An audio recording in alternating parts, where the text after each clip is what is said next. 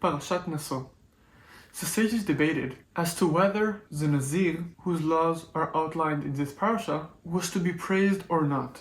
The Nazir was someone who voluntarily, usually for a specific period, undertook a special form of holiness. This meant he was forbidden to consume wine or any grape products, or to have a haircut, and not defile himself to the dead. Nazireship was essentially a renunciation of desire.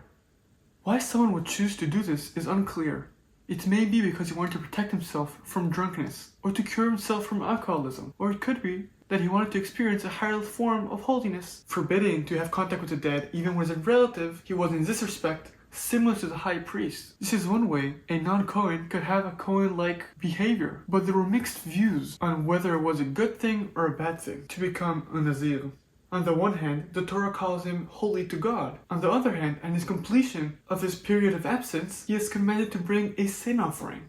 From this, Rabbi Eliezer Hakappar in the Talmud drew the following inference. What is the meaning of the phrase, and make atonement for him, because he has sinned against the soul? Against which soul did he sin? We must conclude that it refers to denying himself the enjoyment of wine. From this, we may infer that if one denies himself the enjoyment of wine, is called a sinner. All the more so, one who denies himself the enjoyment of other pleasures of life. It follows that one who keeps fasting is called a sinner. Clearly, Rabbi Eliezer Hakappar is engaging in a polemic against asceticism. We do not know which group he had in mind, but in the Second Temple period, one of the Christians and some Jewish sects chose the way of asceticism.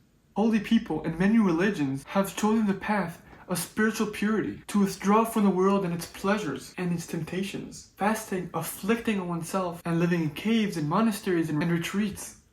In the Middle Ages, there were some Jews who adopted self-denying practices. Among them were Hasidei Ashkenaz, as well as Jews in the Islamic lands. It's hard not to see that these patterns of behavior have at least some influence from non-Jewish environments. The Hasidei Ashkenaz flourished in the time of the Crusades, lived among deeply pious Christians, and their southern counterparts would have been familiar with Sufism, a mystical movement within Islam. The ambivalence of Jews toward life of a self-denial may lie from suspicion that it entered Judaism from the outside. There were movements in the first centuries, in Greece as well as in Iran, in the West as well as the East, that saw the physical world as a place of corruption and strife. They were dualists, holding a position that true God, who was not the creator of the universe, and in fact cannot be reached in this universe. The physical world was a product of a lesser, more evil God. Hence, holiness means retrieving from this world. But Judaism believes strongly that God is to be found in the midst of the physical world. When God created the world in Genesis, He says 7 times, good. We believe not in renunciation of pleasure, but in sanctifying it. What is remarkable, however, is the position of Maimonides. He holds both views, positive and negative. In his laws of ethical character, Maimonides adopts the negative view of Rabbi Eliezer Hakappar. A person may say, desire, honor, and the like are bad paths to follow, and remove a person from the world. Therefore, I'll completely separate myself from them and go to the other extreme. As a result, he does not eat meat or drink wine or take a wife or live in a decent house or wear decent clothing. This, too, is bad, and is forbidden to choose this way. Yet in the same book, Mishneh Torah, he writes, whoever vows to God to become a Nazirite by way of holiness does well and is praiseworthy. Indeed, Scripture considers him the equal of a prophet. How does any writer adopt this contradictory opposition, let alone one as logical as Maimonides? The answer is profound. According to Maimonides, there is not one model of a virtuous life, but 2. He calls them respectively the way of the saint, Chassid, and the way of the sage, Chacham.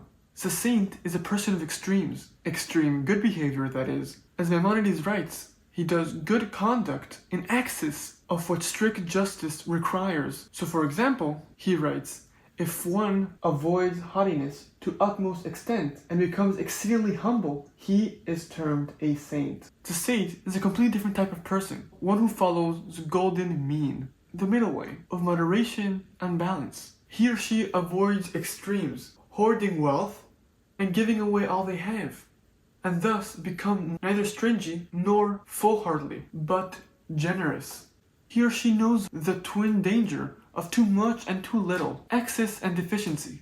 The sage weighs conflicting pleasures and avoids extremes. These are not just 2 types of person, but 2 ways of understanding the moral life itself. Is the aim of morality to achieve personal perfection, or is it to create gracious relationships and a decent, just society? The intuitive answer most people will say is both. But that is what makes Maimonides such an acute thinker. He realizes that he can't have both, and they're in fact different enterprises.